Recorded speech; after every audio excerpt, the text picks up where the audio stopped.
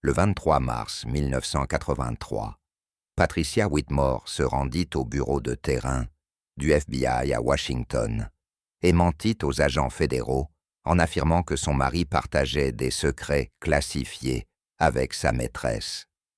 Elle avait tout inventé dans le but de le détruire, d'utiliser son habilitation de sécurité comme une arme contre lui, de la même manière qu'il avait, selon elle, utilisé leur vœu de mariage contre elle.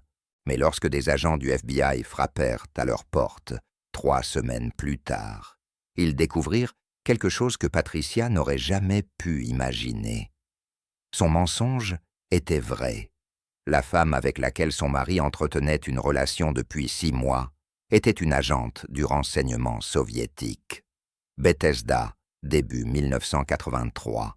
C'était une banlieue définie par sa proximité avec le pouvoir, une communauté résidentielle située au nord-ouest de Washington, D.C., où vivaient des fonctionnaires des militaires et des sous-traitants de la défense, dans de modestes maisons en briques et des ensembles d'appartements entourés de jardins construits durant le boom de l'après-guerre.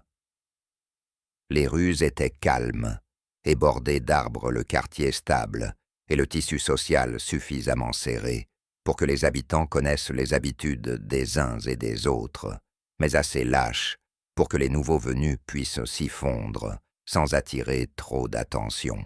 C'était précisément cette qualité, cette combinaison d'un accès direct à la capitale et de l'anonymat suburbain qui rendait Bethesda attrayante pour les agents du renseignement soviétique cherchant à positionner leurs atouts à proximité de l'appareil de défense de Washington, sans subir la surveillance accrue liée à la vie en centre-ville. La guerre froide entrait dans sa dernière décennie, la plus dangereuse, et la concurrence pour les secrets militaires et technologiques n'avait jamais été aussi intense. Thomas Whitmore avait 42 ans. Il était ingénieur électricien employé par un sous-traitant de la défense, basé dans le Maryland, spécialisé dans les systèmes radars et les contre-mesures électroniques pour le département de la défense. Il y travaillait depuis 1970 et détenait une habilitation de sécurité lui donnant accès à des projets classifiés impliquant des systèmes radars navals, des technologies de brouillage et des capacités de guerre électronique. Ses collègues le décrivaient comme compétent et réservé un homme qui faisait son travail sans éclat et qui socialisait rarement au-delà de ce qui était professionnellement nécessaire. Il vivait avec sa femme Patricia et leurs 2 filles dans une maison de 3 chambres sur Glenbrook Road, une rue résidentielle où les voisins organisaient des barbecues en été et s'entraidaient pour déneiger les trottoirs en hiver. Le mariage, comme beaucoup après 15 années de vie commune, s'était installé dans une routine confortable. La passion des premières années avait laissé place aux réalités de l'éducation des enfants, de la gestion des carrières et de l'entretien du foyer. Patricia travaillait comme administratrice scolaire et leurs filles avaient 12 et 14 ans. Elena Mova, en revanche, n'avait rien d'ordinaire, bien que personne à Bethesda ne le sache. Née en Union soviétique dans les années 1940, elle avait été recrutée par le KGB au début de sa vingtaine et formée aux techniques de ce que le renseignement soviétique appelait les opérations illégales, c'est-à-dire des missions menées à l'étranger, sous couverture profonde, sans protection diplomatique. Sa légende, la fausse identité qui rendait crédible sa vie américaine, la présentait comme Helen Miller, une veuve originaire de l'Ohio, qui s'était installée à Bethesda en 1979 pour recommencer sa vie après la mort de son mari, dans un accident de voiture. Elle avait une trentaine d'années lorsqu'elle arriva à Bethesda. Elle était frappante d'une manière qui attirait l'attention sans paraître inaccessible, cheveux foncés, traits marqués, et un accent qu'elle expliquait en disant que son père avait été stationné en Allemagne durant son enfance et qu'elle avait grandi en parlant à la fois l'anglais et l'allemand. Elle travaillait à temps partiel, comme transcriptrice de dossiers médicaux, et vivait seule dans un appartement de 2 chambres, sur Bradley Boulevard, à moins d'1 mile de la résidence des Whitmore. Son véritable objectif à Bethesda était simple, identifier des Américains ayant accès à des secrets militaires ou technologiques, nouer des relations avec eux, et lorsque cela était possible, les persuader ou les manipuler afin qu'ils partagent ce qu'ils savaient. Le KGB appelait cela le renseignement humain, et malgré les progrès de la surveillance satellitaire et de l'interception des signaux, cette méthode demeurait la plus fiable pour obtenir les informations techniques détaillées dont les ingénieurs soviétiques avaient besoin pour comprendre et contrer les systèmes d'armes américains. Morova se trouvait aux États-Unis depuis près de 4 ans, à l'été 1982, et avait pris contact avec plusieurs cibles potentielles, bien qu'aucune de ces relations n'ait dépassé le stade de la simple connaissance. Elle était patiente, consciente que le recrutement ne pouvait être précipité et avait été formée à reconnaître les signes de vulnérabilité, frustration professionnelle, pression financière, tension conjugale ou simple solitude. Thomas Whitmore et Elena Morova se rencontrèrent en août 1982 dans une piscine municipale de Bethesda. Cette rencontre n'avait rien d'accidentel. Morova observait Whitmore depuis des semaines. La manière dont elle avait découvert qui il était ou appris la nature de son travail reste inconnue.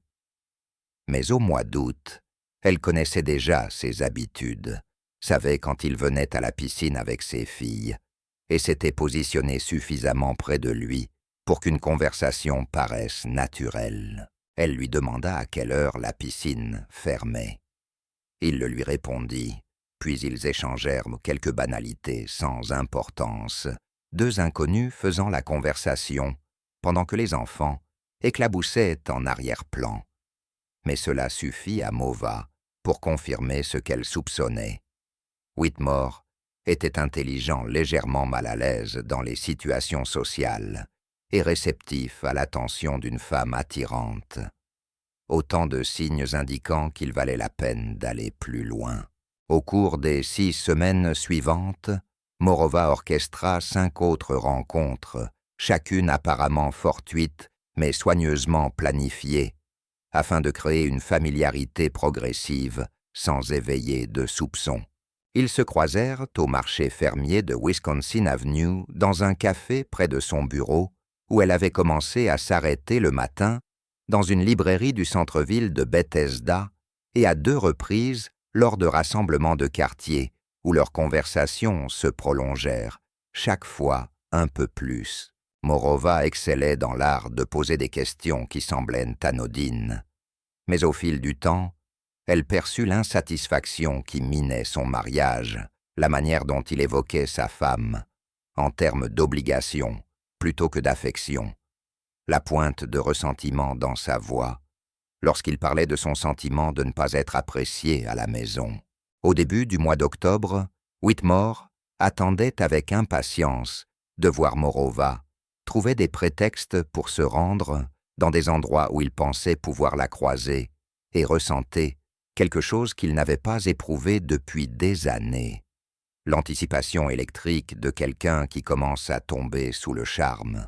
La séduction proprement dite débuta le 8 octobre 1982 dans un bar à vin du centre-ville de Bethesda, où ils avaient convenu de se retrouver après s'être croisés plus tôt dans la semaine, dans une épicerie.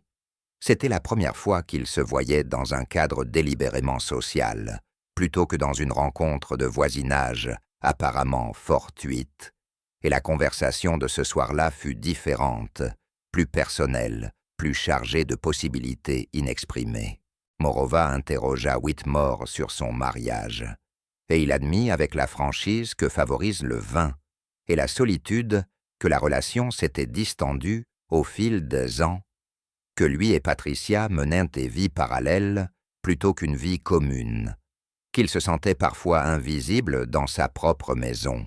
Morova l'écouta avec l'attention concentrée de quelqu'un qui semblait réellement se soucier de lui touchant la main, lorsqu'il parlait de son sentiment de ne pas être apprécié, lui disant qu'il lui paraissait être quelqu'un qui avait tant à offrir, mais qui n'était pas vu pour ce qu'il était réellement.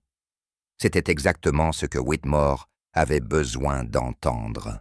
Et lorsque Morova suggéra de poursuivre la conversation dans son appartement, situé à seulement quelques rues de là, il n'hésita qu'un bref instant avant d'accepter. Ce qui se produisit cette nuit-là marqua le début d'une liaison qui allait consumer Whitmore entièrement, au cours des mois suivants.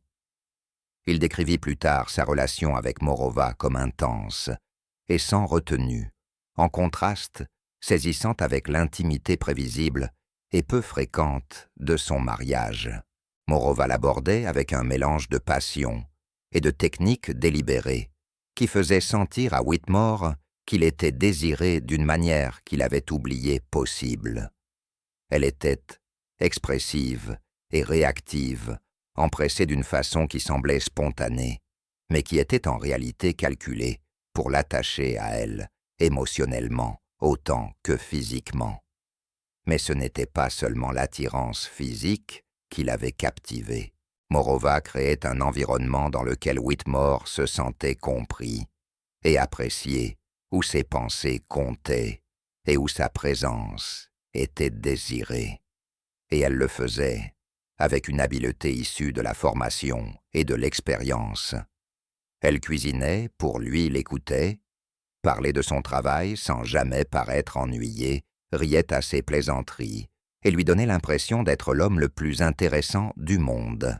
Après des années à se sentir ignoré dans son propre foyer, Whitmore se retrouva dans une relation qui lui semblait vivante et essentielle, et il se convainquit que ce qu'il ressentait pour Morova était réel, qu'elle éprouvait la même chose et qu'il méritait ce genre de lien.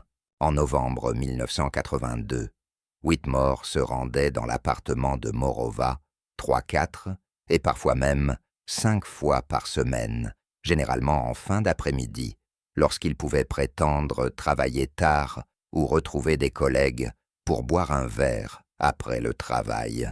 Il était devenu habile à mentir à Patricia, inventant des excuses avec une aisance qui le surprenait lui-même, et il avait rationalisé cette liaison comme quelque chose de séparé de sa vraie vie, une échappatoire privée qui n'affectait en rien ses responsabilités d'époux et de père.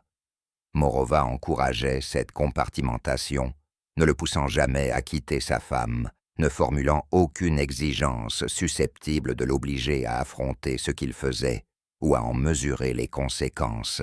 Au contraire, elle se présentait comme quelqu'un qui l'acceptait tel qu'il était, qui ne désirait rien de plus que le temps qu'ils passaient ensemble et qui comprenait que ce qu'ils partageaient était spécial, précisément, parce que cela existait en dehors des contraintes et des désillusions de son existence quotidienne. Les conversations qu'ils eurent au cours de ces mois-là étaient vastes et variées, allant des livres et des films à la politique et à l'histoire personnelle, mais elles incluaient de plus en plus souvent des discussions sur le travail de Whitmore. Cela commença de manière suffisamment innocente avec Morova, lui demandant comment s'était passée sa journée, et Whitmore se plaignant de ses frustrations au bureau des défis techniques auxquels son équipe était confrontée, ou des obstacles bureaucratiques qui ralentissaient l'avancement des projets. Morova répondait par des questions qui démontraient une compréhension surprenante des concepts d'ingénierie, et Whitmore, flatté par son intérêt et désireux de l'impressionner par son expertise, se retrouva à lui expliquer son travail avec force détail. Il lui parla des systèmes de brouillage radar qu'il contribuait à développer pour la marine, des spécifications techniques qui rendaient ces systèmes efficaces, des procédures de test et des calendriers de déploiement. Morova l'écoutait, avec une attention totale, posant des questions de suivi qui l'encourageaient à approfondir. Et Whitmore, se délectant de sa fascination apparente pour sa vie intellectuelle, ne se demanda jamais pourquoi une simple transcriptrice médicale s'intéressait autant à des technologies de défense classifiées. Au début du mois de janvier 1983, la nature de ces conversations évolua légèrement. Ils étaient au lit, et Whitmore décrivait un problème particulièrement complexe que son équipe tentait de résoudre en matière de traitement du signal. Morova lui demanda alors s'il disposait de documentation technique, expliquant qu'elle souhaitait mieux comprendre le problème, afin de pouvoir se montrer plus présente lorsqu'il parlait du stress lié à son travail. C'était une demande qui aurait dû déclencher immédiatement l'alarme. Mais Whitmore était si profondément enlisé dans la liaison si convaincue de l'intérêt sincère que Morova portait à sa vie qu'il accepta sans véritable hésitation. Il lui dit qu'il ne pouvait pas rapporter chez lui quoi que ce soit de trop sensible, mais qu'il pourrait probablement se procurer certains documents moins classifiés qui lui donneraient une meilleure idée de ce sur quoi il travaillait. Le 18 janvier, Thomas Whitmore rapporta chez lui un manuel technique portant la mention « confidentiel », l'un des niveaux de classification les plus bas, mais nécessitant néanmoins des règles strictes de manipulation et de conservation. Il se rassura en se disant que ce n'était pas si sensible, que le document contenait des informations générales plutôt que des secrets critiques et qu'il le rapporterait le lendemain avant que quiconque ne remarque son absence. Ce soir-là, il apporta le manuel à l'appartement de Morova, et elle le parcourut avec un intérêt manifeste, posant des questions sur des sections précises et prenant des notes sur les points qu'elle souhaitait approfondir. Whitmore éprouvait une certaine fierté à lui ouvrir cette fenêtre sur son univers professionnel. Sa femme Patricia ne s'était jamais intéressée à ce qu'il faisait. Et lorsqu'il récupéra le manuel le lendemain matin pour le rapporter à son bureau, il ne ressentit qu'un léger pincement de culpabilité à l'idée d'avoir enfreint les règles pour quelqu'un qui lui tenait à cœur. Ce que Whitmore ignorait, c'est que durant les heures où le manuel se trouva dans l'appartement de Morova, celle-ci avait photographié chaque page à l'aide d'un appareil miniature spécialisé fourni par ses officiers traitant du KGB, et que ces photographies furent ensuite remises à un contact soviétique à New York, qui les transmit à Moscou par valise diplomatique. Au cours des 8 semaines suivantes, Whitmore fournit à Morova l'accès à 3 autres documents des spécifications techniques du système de brouillage radar que son équipe développait, des schémas montrant les composants internes et l'architecture de traitement du signal, ainsi que des mémos internes discutant des tests de performance et de l'efficacité du système face à des installations radars soviétiques connues. À chaque fois, Morova photographiait les documents, et à chaque fois, Whitmore se persuadait qu'il ne faisait rien de réellement mal, que les documents n'étaient pas si critiques et que sa relation avec Morova relevait avant tout d'un lien émotionnel plutôt que de quelque chose d'inapproprié. Les informations transmises ne constituaient pas le matériel le plus hautement classifié de l'arsenal de défense américain, mais elles représentaient précisément le type de renseignements techniques détaillés dont les planificateurs militaires soviétiques avaient besoin pour comprendre les capacités américaines et combler les lacunes de leur propre système. Au début du mois de mars 1983, l'opération était jugée suffisamment fructueuse pour que ses officiers traitants envisagent d'élargir son accès, en l'encourageant à pousser Whitmore à obtenir une promotion ou à être muté vers des projets bénéficiant de niveaux de classification encore plus élevés. Mais Morova avait mal évalué un élément crucial de l'opération Patricia Whitmore. Elle avait identifié Thomas comme vulnérable et manipulable, mais elle n'avait pas pleinement pris en compte la capacité de son épouse à remarquer son infidélité et à réagir d'une manière susceptible de mettre l'opération en péril. Patricia soupçonnait la liaison depuis des semaines, remarquant les changements de comportement de Thomas, qui accompagnent la trahison, même lorsque le partenaire infidèle croit agir avec prudence. Les heures de plus en plus longues passées loin de la maison, l'attention accrue portée à son apparence, la distance émotionnelle qui s'installe lorsque l'intimité d'une personne est partagée entre deux relations, la façon dont il devenait sur la défensive lorsqu'elle lui posait de simples questions sur sa journée. Elle le confronta à 2 reprises, à la fin du mois de février, et à chaque fois, Thomas nia qu'il y ait quoi que ce soit d'anormal, répondant avec irritation et l'accusant d'être paranoïaque et contrôlante. Le soir du 6 mars 1983, Patricia décida de suivre Thomas lorsqu'il quitta la maison affirmant qu'il allait dîner avec des collègues dans un restaurant du centre-ville de Bethesda.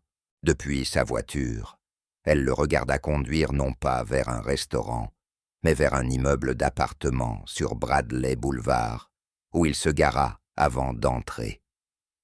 Patricia attendit près de 3 heures, les mains crispées sur le volant, tentant de comprendre ce qu'elle voyait. Et lorsque Thomas finit par ressortir et reprendre la route, elle resta assise dans l'obscurité, ressentant cette dévastation particulière qui accompagne la confirmation de ses pires craintes. Elle envisagea de le confronter immédiatement, mais décida d'attendre, ayant besoin de temps pour réfléchir à ce qu'elle voulait faire et à ce que cette découverte signifiait pour son mariage et sa famille. Au cours des 2 semaines suivantes, Patricia lutta contre la colère, l'humiliation et l'incertitude. Elle suivit Thomas à 2 autres reprises et confirma qu'il se rendait régulièrement dans le même immeuble, y restant toujours 2 à 3 heures avant de rentrer à la maison. Elle envisagea de demander le divorce, de confronter l'autre femme, ou simplement de faire semblant de ne rien savoir, en espérant que la liaison s'éteindrait d'elle-même. Mais le 22 mars, elle décida finalement de confronter Thomas directement. Elle attendit la fin de la soirée, après que leurs filles furent couchées, et le trouva dans le salon en train de regarder la télévision. Elle lui dit qu'elle savait pour la liaison, qu'elle l'avait suivi, et qu'elle savait où il allait, et à quelle fréquence. La première réaction de Thomas fut le déni. Mais lorsque Patricia insista, avec des détails rendant toute négation impossible, il passa à la défensive, puis à l'attaque, lui disant que peut-être si elle lui avait accordé plus d'attention, si elle avait fait le moindre effort pour maintenir leur mariage vivant, il n'aurait pas eu besoin de chercher une relation ailleurs. Il admit avoir une liaison avec une femme nommée Helen Miller, mais rejeta la faute sur Patricia, l'accusant de s'être laissé aller de s'intéresser davantage à son travail et à leur fille qu'à lui, et de l'avoir fait se sentir invisible dans sa propre maison. La dispute dégénéra en une querelle violente qui dura près d'1 heure, Thomas refusant de s'excuser ou de montrer le moindre remords et faisant au contraire porter à Patricia la responsabilité de son infidélité. Patricia alla se coucher seule cette nuit-là, bouillonnante de colère et d'humiliation. Thomas dormit dans la chambre d'amis, tandis que Patricia restait éveillée, repassant la dispute dans son esprit, pensant aux paroles qu'il avait prononcées et à la manière dont il avait tenté de transformer sa trahison en son échec à elle. À 3 heures du matin, elle avait pris sa décision. Elle n'allait pas le laisser s'en tirer en faisant d'elle la coupable dans cette situation. Elle allait le blesser comme il l'avait blessé. Et la seule arme dont elle disposait, et qui pouvait réellement lui nuire, était son travail, son habilitation de sécurité et son accès à des informations classifiées. Elle savait que les sous-traitants de la défense étaient soumis à des règles strictes concernant leur vie personnelle et que certains comportements pouvaient déclencher des examens de sécurité. Elle ne croyait pas réellement que Thomas partageait des secrets avec sa maîtresse, mais elle pensait que même une enquête pourrait lui coûter son habilitation, son emploi et sa vie confortable. Et cela lui semblait être une punition appropriée pour ce qu'il avait fait à leur mariage.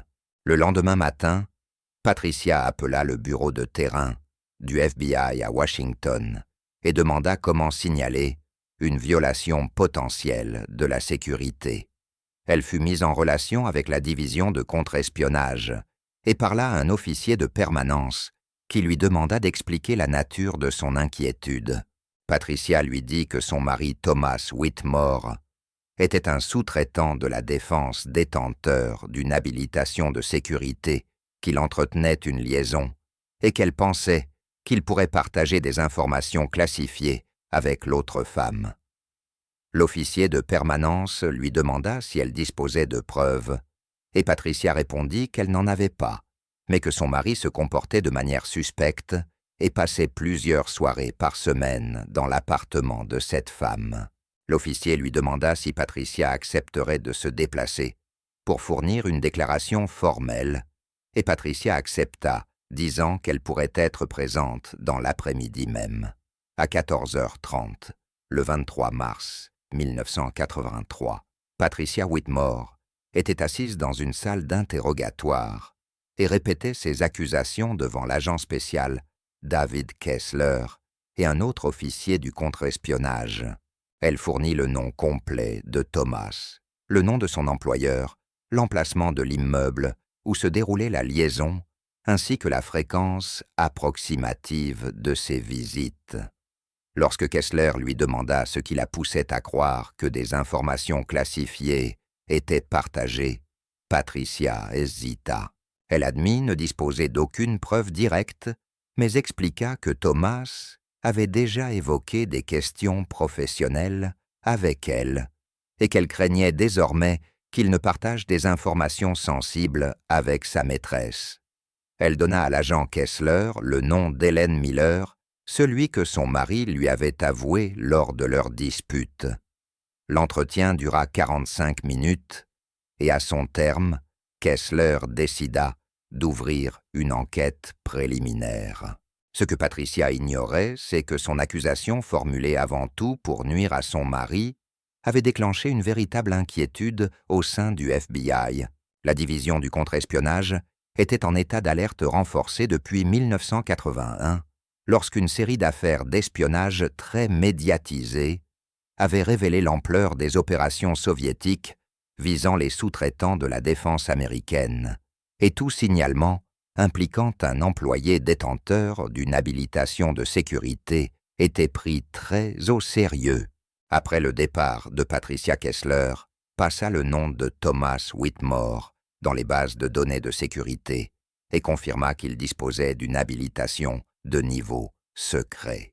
Plus inquiétante encore, lorsqu'il commença à vérifier le profil d'Helen Miller à l'adresse de Bradley Boulevard indiquée par Patricia, une simple consultation des dossiers révéla des incohérences qui attirèrent immédiatement l'attention d'agents chevronnés du contre-espionnage, aucun historique professionnel avant 1979, aucun dossier de crédit, aucun relevé de formation et un numéro de sécurité sociale délivré la même année que son supposé déménagement depuis l'Ohio.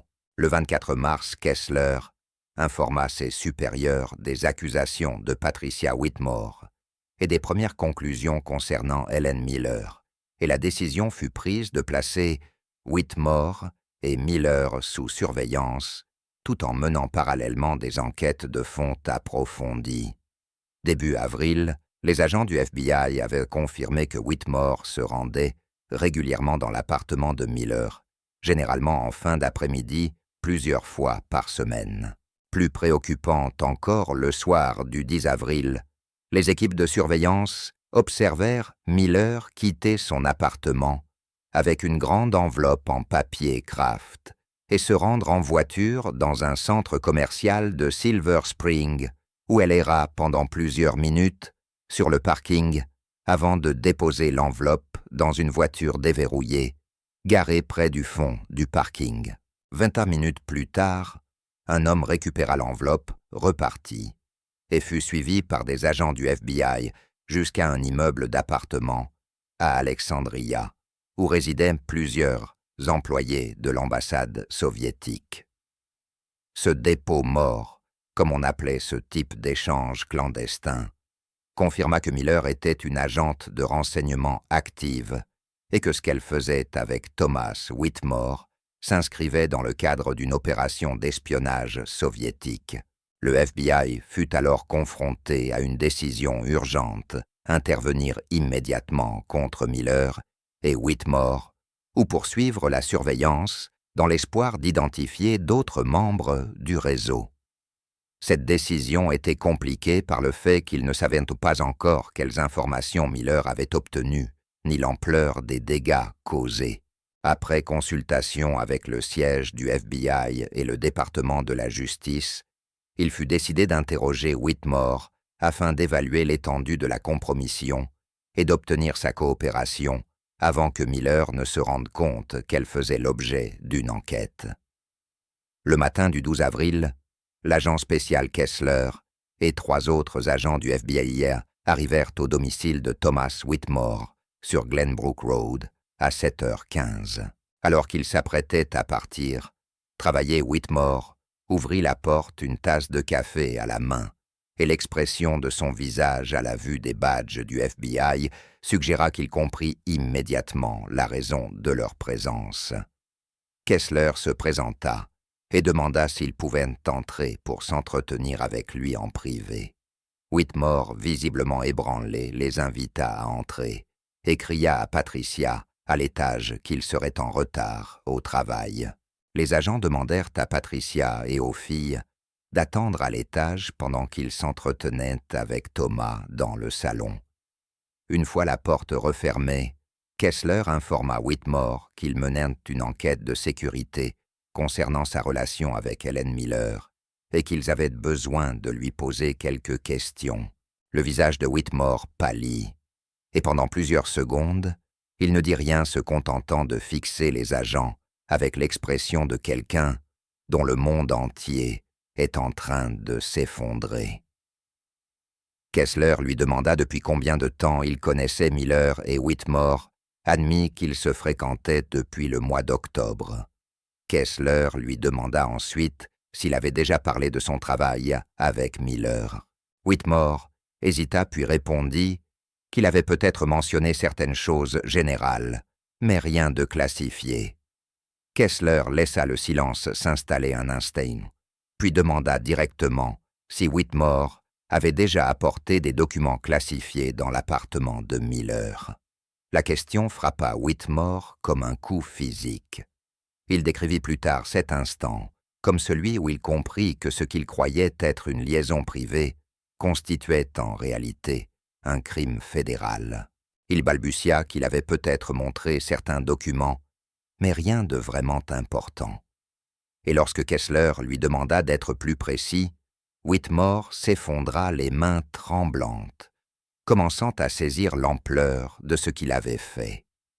Au cours des 3 heures suivantes, Thomas Whitmore livra une confession détaillée de sa relation avec Helen Miller, des documents auxquels il lui avait donné accès et des conversations qu'ils avaient eues au sujet de son travail.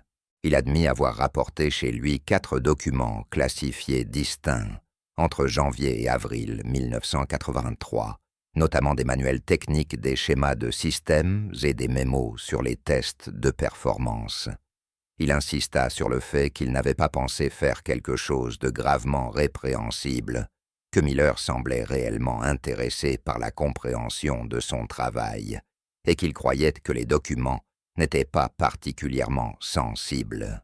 Kessler écouta sans commentaire, prenant des notes et posant des questions de clarification.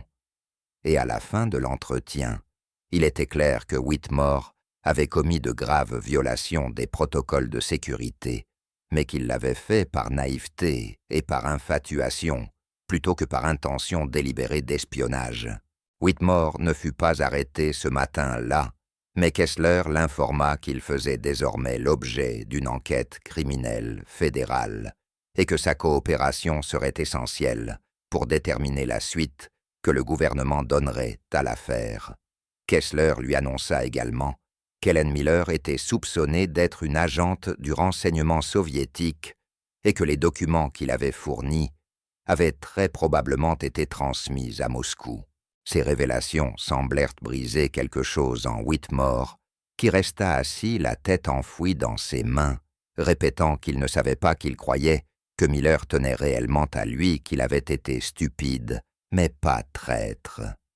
Kessler lui demanda s'il était disposé à continuer de coopérer, y compris en participant éventuellement à des rencontres contrôlées avec Miller sous la supervision du FBI. Whitmore accepta immédiatement, désespéré de prouver qu'il n'était pas un espion et qu'il voulait réparer ce qu'il avait détruit. Le FBI agit rapidement après avoir obtenu la confession de Whitmore. Le matin du 14 avril 1983, une équipe d'agents exécuta un mandat de perquisition dans l'appartement d'Elena Mova, sur Bradley Boulevard, arrivant à 6h45, à un moment où ils savaient qu'elle serait chez elle. Morova fut arrêtée sans incident, bien que l'expression de son visage lorsqu'elle ouvrit la porte et aperçut les badges du FBI laissait penser qu'elle s'attendait à ce moment ou à quelque chose de similaire. La perquisition de son appartement révéla les outils de son métier, un appareil photo miniature haute résolution, dissimulé dans un livret vidé, plusieurs pellicules non développées, une radio à ondes courtes, des livres de code pour le déchiffrement des messages, et plus important encore, des copies, des photographies qu'elle avait prises des documents fournis par Whitmore. La découverte de ces copies fut particulièrement accablante, car elle violait les règles classiques du métier au sein du KGB, qui exigeaient que les agents détruisent toute preuve après transmission, afin de réduire les risques en cas d'arrestation. Morova les avait conservées comme une assurance ou une sauvegarde, et elles fournirent désormais au procureur une preuve matérielle directe la reliant aux documents classifiés que Whitmore avait compromis. Morova refusa de coopérer avec les enquêteurs. Lors de son interrogatoire initial, elle ne donna que son identité de couverture, Helen Miller, et refusa de répondre à toute question concernant son passé, ses activités ou sa relation avec Whitmore. Elle ne demanda pas d'avocat, ne fournit aucune explication ni justification et resta simplement silencieuse pendant que les agents l'interrogeaient durant plus de 2 heures. Les procureurs fédéraux travaillant avec le FBI et le département de la justice préparèrent des chefs d'accusation pour espionnage à son encontre, tout en examinant parallèlement la possibilité d'un échange de prisonniers avec l'Union soviétique. Le département d'État prit discrètement contact avec l'ambassade soviétique au début du mois d'avril afin de discuter de la situation, et après plusieurs semaines de négociations, les soviétiques acceptèrent de reconnaître Mova comme l'une de leurs agentes de renseignement et d'évoquer les conditions de son retour. Le sort de Thomas Whitmore fut plus complexe. Le 29 avril 1983, il fut officiellement inculpé pour violation de l'Espionnage Act pour avoir transmis des informations classifiées à une personne non autorisée. Ses avocats entamèrent immédiatement des négociations en vue d'un accord de plaidoyer, faisant valoir que Whitmore avait été manipulé et trompé, que sa coopération avec le FBI avait été immédiate et totale, et que sa faute avait été motivée par une vulnérabilité émotionnelle, plutôt que par un engagement idéologique ou un intérêt financier. Le gouvernement se montra réceptif à un accord, en partie parce qu'un procès public aurait nécessité la divulgation des systèmes radars compromis et de leur capacité, et en partie parce que la confession volontaire et la coopération de Whitmore avait été précieuse pour étayer le dossier contre Morova et comprendre l'ampleur de l'opération. Le 19 juillet 1983, Thomas Whitmore plaida coupable pour un seul chef d'accusation de mauvaise manipulation d'informations classifiées, une qualification réduite qui reconnaissait sa responsabilité tout en évitant l'étiquette d'espionnage, laquelle aurait rendu toute réhabilitation future impossible. Il fut condamné à 18 mois de prison fédérale, avec prise en compte du temps déjà purgé, et fut libéré après 14 mois, en novembre 1984. Son habilitation de sécurité fut révoquée définitivement, mettant fin à sa carrière dans le secteur de la défense, et son mariage était déjà terminé. Patricia Whitmore avait demandé le divorce, et la procédure fut finalisée en octobre 1984. Elle obtint la garde de leur fille, ainsi que la maison de Glenbrook Road, et Thomas fut condamné à verser une pension alimentaire pour les enfants et une prestation compensatoire. Après sa libération, Thomas s'installa dans un autre État, trouvant finalement un emploi de consultant technique pour une entreprise d'électronique commerciale, ne nécessitant aucune habilitation de sécurité. Il se remaria en 1989, mena une vie discrète et mourut d'une maladie cardiaque en 2006. Helen Miller, ou plutôt Helena Morova, ne fut jamais jugée par un tribunal américain. Le 30 août 1983, elle fut échangée contre 2 journalistes américains détenus en Europe de l'Est pour des accusations d'espionnage, et elle rentra à Moscou. Patricia Whitmore ne parla jamais publiquement de l'affaire. Elle continua à travailler comme administratrice scolaire à Bethesda, éleva ses filles en tant que mère célibataire et se remaria finalement en 1988, selon des membres de sa famille qui s'exprimèrent après sa mort. Lorsqu'on lui demanda si elle regrettait d'avoir fait ce signalement, elle marqua une longue pause avant de dire qu'elle regrettait le mariage, la liaison et tout ce qui avait suivi.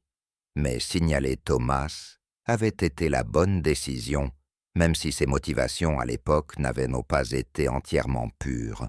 L'affaire Whitmore devint une note de bas de page dans l'histoire de la guerre froide, éclipsée par des trahisons plus spectaculaires et des défections plus médiatisées, mais elle illustrait une vérité que les officiers du contre-espionnage avaient toujours comprise: l'espionnage réussit souvent, non pas grâce à des stratagèmes élaborés, mais par l'exploitation des faiblesses humaines ordinaires. Thomas Whitmore n'était pas un traître au sens idéologique du terme, mais simplement un homme qui prit des décisions catastrophiques alors qu'il était pris dans une liaison qui lui donnait l'impression d'être vivant. Helena Morova comprenait ses vulnérabilités et les exploita avec patience et habileté. Et Patricia Whitmore, animée par la rage plutôt que par le patriotisme, révéla par hasard une opération dont elle n'avait jamais soupçonné l'existence. Au final, cette affaire prouva que les mensonges les plus dangereux sont parfois ceux qui s'avèrent vrais, et que la vengeance, même lorsqu'elle semble justifiée, détruit tout ce qu'elle touche.